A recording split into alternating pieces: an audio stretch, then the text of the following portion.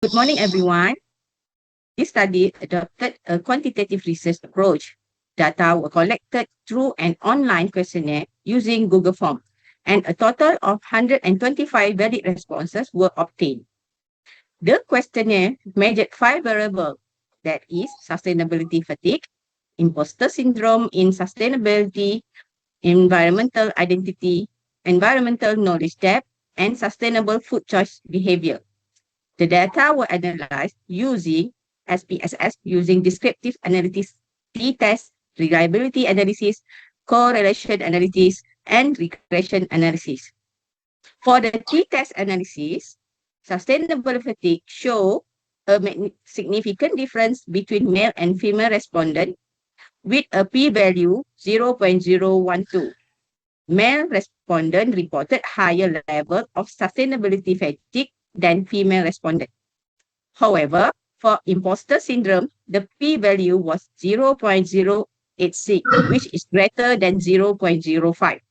Therefore, there was no significant difference between male and female respondents. Thank you. Now, I will pass to the next presentation to Grace. Okay, thank you, Kawit. I will continue with the remaining t-test result and reliability analysis. The results show no significant gender for environment identity, environmental knowledge depth, EKD, and SFC, sustainable food choice behavior, because all p-value were greater than 0.05. Okay. And this indicates that male and female respondents share similar environmental values, environmental knowledge, and sustainable food choice. Okay, so for the reliability, okay, so for the reliability analysis, all construct achieve Chrombo alpha value above 0.85 lah. Okay, it shows in this table, indicating good to excellent reliability. Okay, the highest reliability value was imposter syndrome with 0.972, followed by sustainable food choice 0.968, sustainable fatigue 0.963, okay, and environmental identity is 0.951. And EKD, environmental knowledge depth, with 0.857. Okay, so overall, the questionnaire was highly reliable and suitable for further statistic analysis. Okay, so thank you. Now I'll pass to Rosa. Thank you, Grace. Hi, Rosa here. I will continue with correlation analysis. Pearson correlation analysis was conducted to examine the relationship between the study variable. The result showed that sustainability fatigue and imposter syndrome had weak and non-significant relationship with both environmental knowledge depth and sustainable food choice behavior. However, environmental identity show a significant positive relationship with environmental knowledge depth and sustainable food choice behavior. The strongest relationship found in the study was between environmental knowledge depth and sustainable food choice behavior, with a correlation coefficient of 0.649. This suggests that respondents with greater sustainability knowledge are more likely to make sustainable food choice. Overall, we find out that environmental identity and environmental knowledge depth were identified as the most important variable related to sustainable food choice behavior. That's all from me. I will now pass the next presentation to Azam. Over to you, Azam.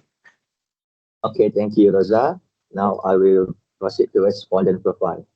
This study collected a total of 125 valid responses. Most respondents were female, representing 74.4% of sample, while 72.8% were Malay and 78.4% were Malaysian. In terms of marital status, 92% of respondents were single and 79.2% were student. The finding also showed that 88% of respondents were born after 2001, indicating that the sample was largely made up of Generation Z consumers. In addition, many respondents had a monthly income below 1,000 ringgit Malaysia, and live in a household with 5 or more family members. Nearly half of the respondents reported eating out more than 4 times per week and spend between 200 ringgit Malaysia and 400 ringgit Malaysia per month on both eating out and groceries.